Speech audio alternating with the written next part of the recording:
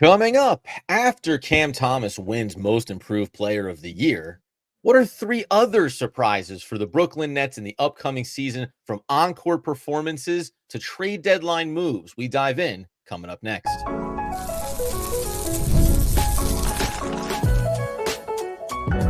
You are Locked On Nets, your daily Brooklyn Nets podcast. Part of the Locked On Podcast Network, your team every day. Yes, my friends, it is the Locked On Nets podcast right here on the Locked On Podcast Network. It's your team, the Brooklyn Nets, every single day. He's Doug Norrie. I'm Adam Armbrecht. We thank you, as always, for making us your first listen of the day. We're 100% free on all those great platforms, and let you know that you can start the season with a big win and the return of FanDuel. Place your first $5 bet, and you'll get started with $200 in bonus bets, guaranteed. Visit FanDuel.com to get started today. And Doug, as the season approaches, reasons to be optimistic and to be pleasantly surprised by some of the players and things that could happen for the Brooklyn Nets going into this season. Oh yeah, man. Look, when we're at this point of the season, this point of the Nets timeline here, it's going to be an interesting, just sort of string of events that's going to come up. That's going to be unlike what we've seen in past Nets seasons, when it was like, hey, are they championship contenders, or are they going to make a big trade and get back into this thing with another superstar? And now, when it's the answer is no, all of it, all no. And so when it's bottom out time, it's time to look at a new set of sort of like wins, like what constitutes a win for the season, right? Because for a team that we're going to want to lose a lot of games because of the nature of draft picks and lottery slots and all that other stuff, what are going to be the nice surprises and the nice wins along the way, of which I think we'll be able to find many in a season that is going to be heavily slanted toward getting crushed. But there are things, and we're going to highlight some of them today, that I think Nets fans can keep an eye on all season long in the micro pieces of the games, and maybe some macro stuff too, that we should keep our eye on, because it's going to matter for the future as well. Yeah, and I think, we're going to start with, speaking of future, one of the young players in Noah Clowney. We're also going to touch on that big deadline this upcoming season that's going to matter, and a handful of veterans on this roster, and maybe a few deeper cuts. If you're looking for some of those obscure things to come through for the Brooklyn Nets, we'll get to that on the back end of the episode. But when we think about Noah Clowney, obviously, maybe fans wouldn't look at this and say, oh, it'll be a surprise if he plays well. Excuse me. Doug, I get so choked up when I talk about oh, no, it's over. Gonna need to put up one of those "we'll be right back" messages when you watch this over on YouTube. But you may not think that Noah Clowney having a good season or having an improved season would be a surprise, but we're more talking about borderline maybe breakout season, or borderline comes out of the gates from day one, from game one, and just looks like that player we saw getting the sample size at the end of last season, and looks consistent, and looks offensively dynamic, and looks defensively sound, right? Like, I think there's a stat line we probably put out here for Noah Clowney that starts to paint that picture of, oh, wow, this was a surprising season for what will still technically be a rookie by NBA standards. Yeah, so this is an interesting one, because Nets fans are well aware of sort of like the upside that Noah Clowney already has. And this doesn't happen often, but NBA writ large does not really have the same sort of insight into Noah Clowney. No one was watching the Nets games at the end of the year when they were in the tank. He was not a very high draft pick, first round draft pick, but wasn't one of the, wasn't a lottery pick or any of these things. And so only really like the most in tune to it NBA fans are sort of like aware of what Noah Clowney's upside is. And we saw this, like, even talking when Josh Lloyd doing the season preview, and Josh knows, but these are the guys that kind of know. But even he would admit that, like, the rest of the NBA fan base is not really totally aware of what could come here, which is an exciting prospect for the Nets fan, like just Nets fans in the future, because he is so young. He is already showing that he has certain gifts that you just can't, that if you were creating players in a lab, you would just want to make sure they had, be super tall, super long, and be able to shoot threes. And if that's going to be the case, then I think one of these nice surprises is going to be the rest of the NBA world waking up this year, being like, hey, Noah Clowney is really good. And frankly, we don't talk about it a ton on the podcast here. One of the ways you do that is you become really relevant, like fantasy wise, like from a fantasy basketball standpoint, because this is the onboarding that a lot of people get into NBA talent and like guys who are actually playing when you become fantasy relevant. whether it's daily fantasy or if it's season long. Hardcore DFS people, like, we knew we were playing Noah Clowney near the end of the year, right? Because it was like, hey, he's going to get a ton of blocks, he's going to get a ton of minutes and score. I think that's going to happen for the rest of the league, the rest of the fan base this year for him, because he's going to get enough run that people will be like, whoa, these stats actually are really starting to add up here. And when we think about that stat line, and I agree with you, right? Like all of a sudden you start hearing people that are fans of the Utah Jazz knowing Noah Clowney's name. Why? Because I picked him up in fantasy basketball and he's giving me good lines every night. And it starts to matriculate through the NBA landscape as opposed to maybe one fan base. If we look at his stat lines right now, obviously you go back to that final month of the season where he puts up double-digit in scoring overall, averaged 12 points, had 4 out of his 7 games being double-digit scoring, had 2 10-rebound games, had 5 total of 5 or more rebounds, had the assists occasionally mixed in there as well. The blocks, right? 2 games, 4 and 7 coming there against the Toronto Raptors in the 106-102 win.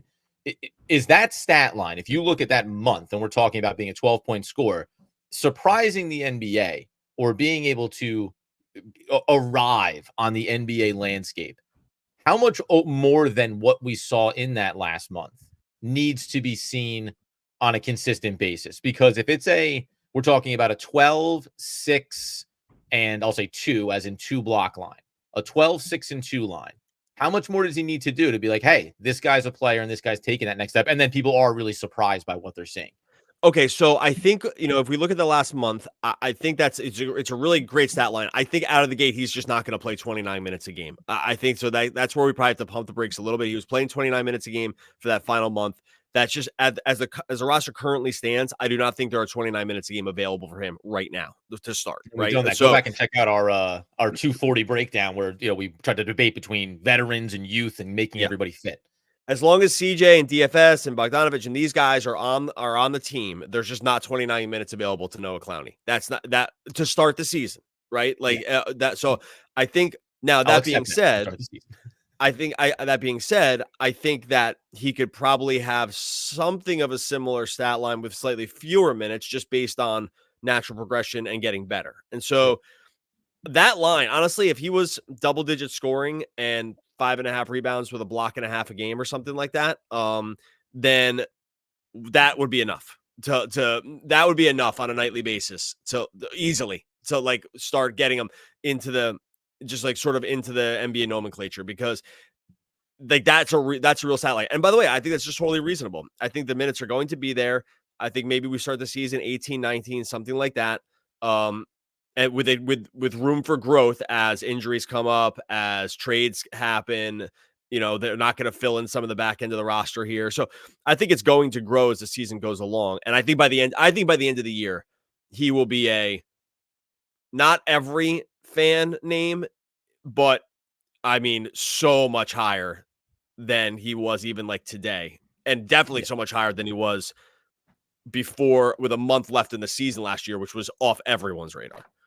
No one really thought about what anybody, frankly, in Brooklyn was up to at the back end of last season. So Noah Clowney has the opportunity to make a real name for himself for the team, and then, of course, for the NBA. We'll extend maybe a little bit extra here on Noah Clowney and then turn our attention to that trade deadline. Here's a surprise for you. They all go. And we'll go ahead and dive in on some of the scenarios for Sean Marks coming up here in just one moment.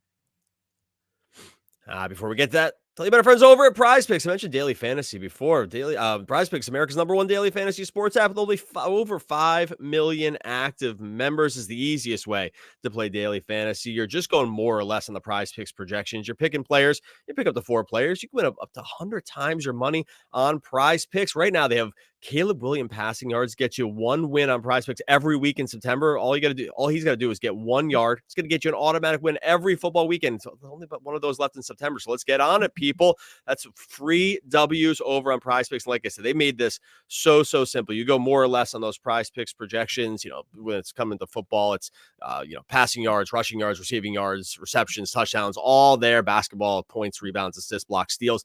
Prize Picks just wants you to go more or less on it. Win up to 100 times your money. It's that simple. Download the Prize Picks app today. Use the code LOCKEDONNBA.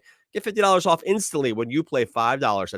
That's code LOCKEDONNBA on Prize Picks to get $50 instantly when you play $5. You don't even need to win to receive that $50 bonus. It's guaranteed. Prize Picks, Run your game.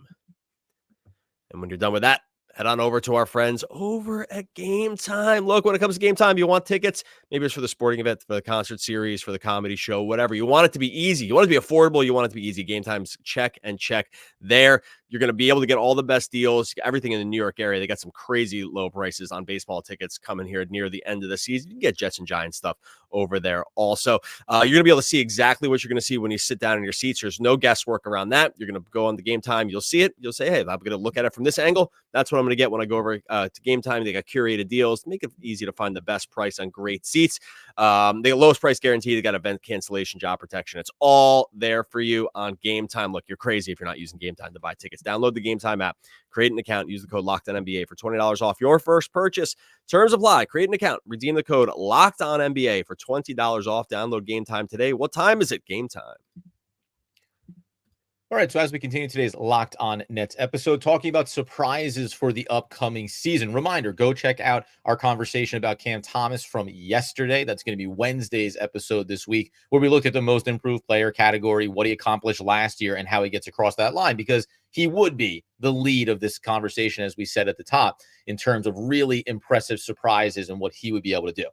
One last note on Noah Clowney, I will just say, when we talk about those stat lines, because I agree with you, and if you go watch our 40-minute breakdown, I put Noah Clowney right into the starting lineup over Dorian Finney-Smith, and I think Doug just really follows the history of it, where veterans are usually more likely, even on bad teams, to start the season off inside of that five-man unit, and then you work from there. But in that last month, against the Indiana Pacers and also against the Detroit Pistons. Now, listen, it was an absolute barn burner against the Pacers, where he had 17 minutes, 7-9, almost 80% from the field, 22-point performance. But he had 10 rebounds in that game. He had picked up a lot of fouls and had to figure that out. I think that's an interesting part of it. But that 24-minute game against the Detroit Pistons, where he was 3 of 4 at the line, 2 of 3 from beyond the arc, also gave you 6 rebounds, had the monster 4-block stat line, and 17 points.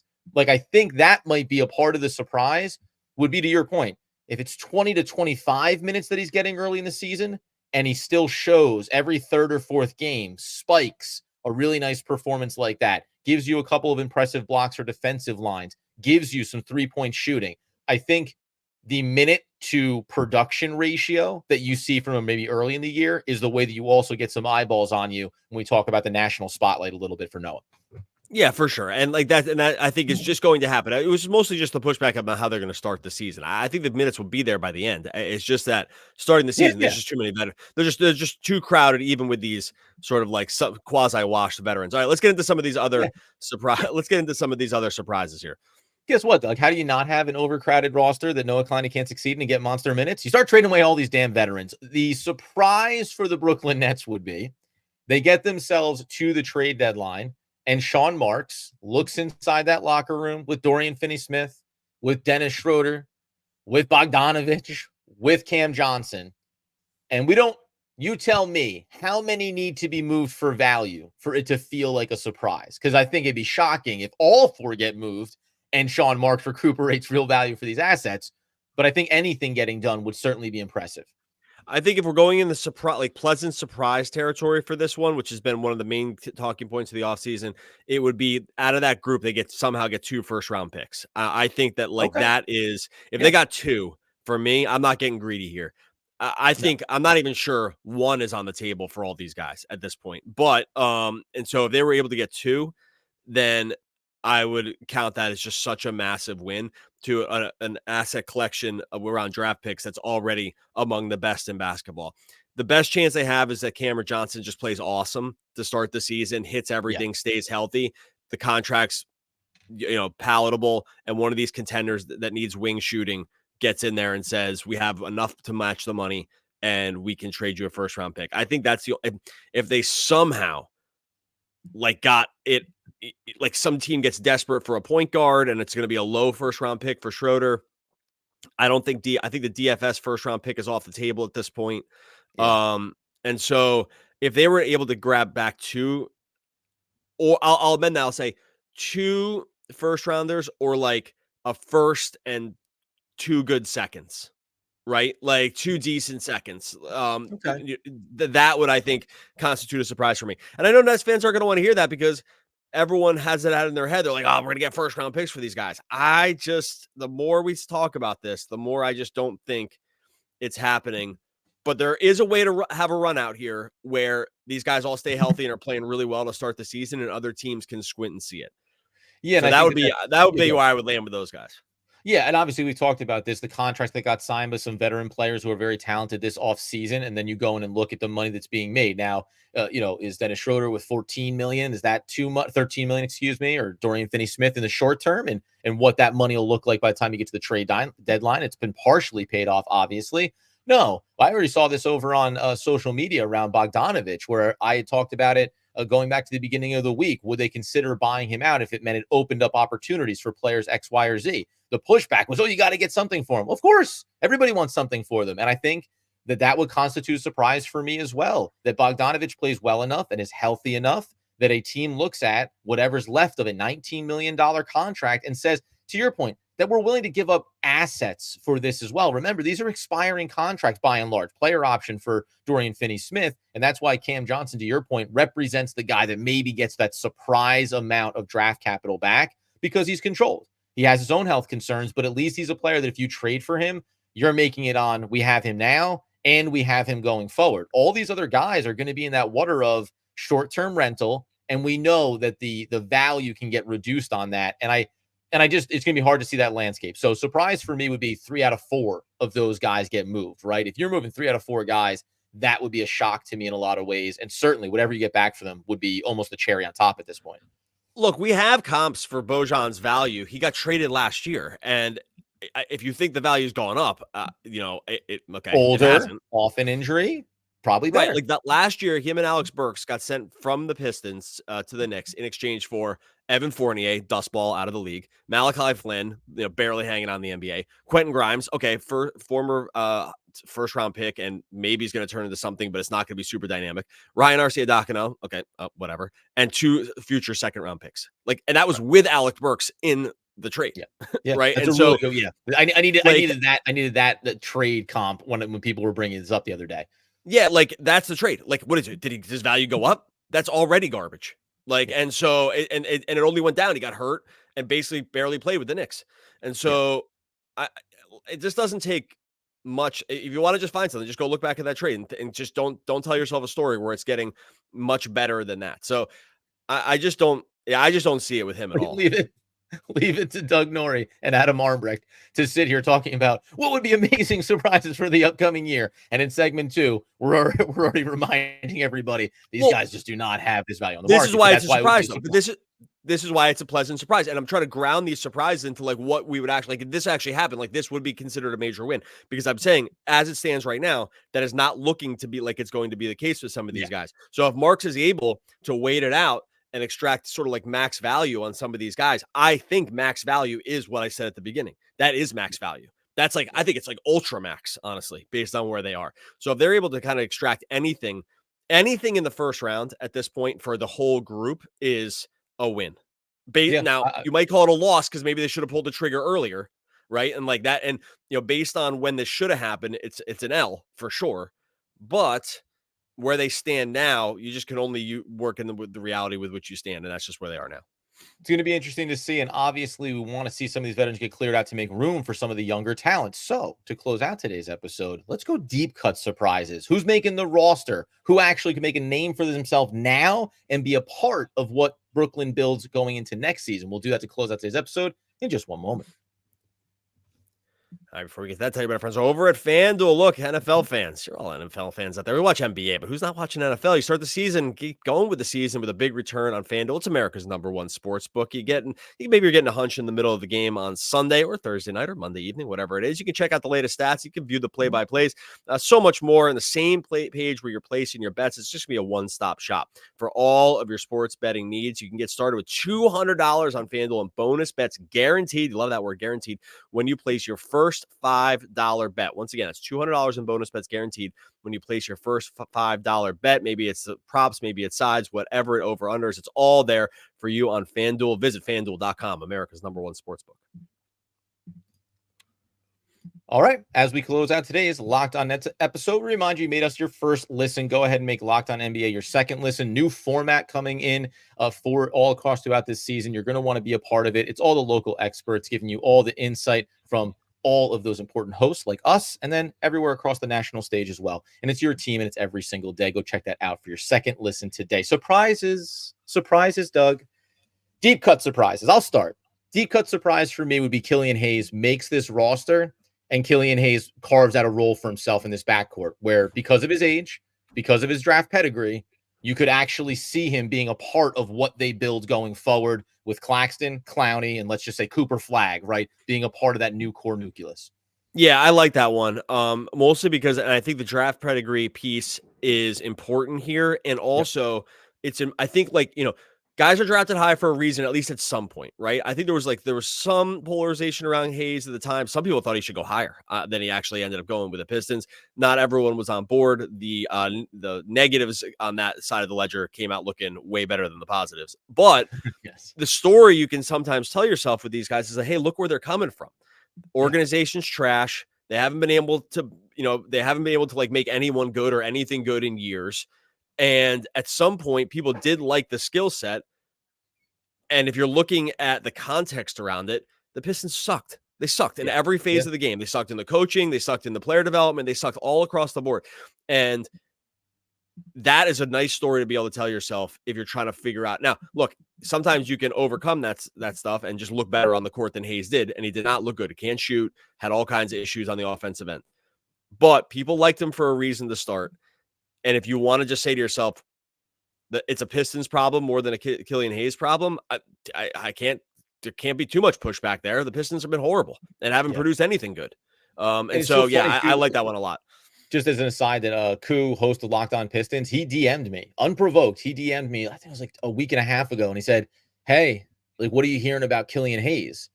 And I was like, I was like, "What do you mean?" I was like, "He's got an Exhibit 10. He's going to come in, see how it looks in camp." And he said, like, he's still pulling for him to do well. And your point about when you're with a bad organization, there's like this NFL comp is happening right now. Sam Darnold, think about local, played for the New York Jets, got dumpstered out of the city as if he could not play the position. Now he's running a 3-0 Minnesota Vikings team, looks totally competent and capable of being a navigator for a franchise, which is like a stark contrast from where you would have seen him 2 years ago, 3 years ago. And I think that can exist for NBA players. Certain things like the shooting, well, that has to get corrected. It has to get fixed. But it matters when you're in a bad organization that doesn't seem to know how to manage and develop their talent well.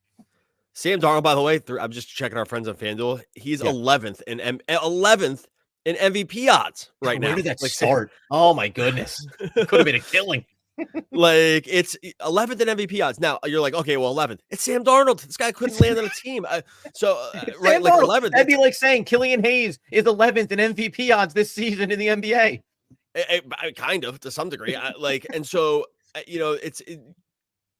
sometimes you just need to change the scenery. And if it was built on pedigree before for a reason, there was a reason for that. It doesn't always work, right? Sometimes you get the Wisemans. You're like, it doesn't matter which stop he's been in. It's all been bad. Okay, all right, great. That can be the case. There's countless examples of NBA players who were drafted high and it just never happened, right? For whatever reason. But there are stories where it just goes the other way also. And it's nice that the Nets have a nice history of grabbing guys that the Pistons just couldn't even stand to look at and then turned them into like real guys and got them basically super rich, like Dinwiddie and Joe Harris and guys like this. Not Joe Harris, Bruce Brown. And so, that part is just kind of luck that it was just the Pistons. But we just know when you leave bad organizations, you just don't know what was going on behind the scenes with structure and other things that are just like part of the development process. So I think Killian Hayes among all guys, and look, Ziaire Williams, these other guys that they have here, would like to see Watford make a jump. Like, there's other guys, but Hayes is like, that's the only guy that wasn't drafted in the top 10. And I think that does matter. I will say, because now this feels like it's not only surprises, but also feel good surprises. Boy, it'd be a feel-good surprise if towards the back end of this season you see Jariq Whitehead getting some run up at the NBA level and just looking like a player that is maybe trying to work on some things and trying to get better and improve, but that's really wanting to reverse what feels like a very bad trend right now. It's a really brutal summer league for him. had an injury. Like you just want to see a player that's able to be on the court and contribute. So that might be even a surprise at the G League level and what we see him put together. But maybe we catch him at the end of the year looking like a guy that the Nets felt worth investing a draft pick in. I totally agree with that. And that one's a little harder to see just because the summer league just looked pretty rough. But we also know there's been like injury stuff and you just might need a ramp up. And I take it back because actually what I said before about guys drafted in top 10, I forgot Ziaire Williams was the 10th pick overall too. Like this was another guy. The Nets have so much top 10 talent on this team. Honestly, I understand why fans think they should make the playoffs this year. It really is. Again, their teams couldn't stand to look at them anymore. But at one point, these guys were drafted pretty high. And look, jokes aside, it does matter. It does matter when you're drafted high, even if it was guys who like maybe we even thought teams reached on in the past. I don't know if Hayes and Ziaire Williams fit to that mold, really. You know, there's been reaches that we've been like, whoa, like Jet Howard last year with the Magic. We're like, whoa, that was pretty high. All right. Now we'll see if it comes around. It felt like a reach at the time. But these guys didn't feel like that either. So when you have it built on something that was sort of industry agreed upon at the time, I just do think it matters. And the Nets and putting a couple guys like this in the roster is just exactly the way to go. And I think last thing for me is when it comes to those type of players, as you mentioned, it doesn't make it right.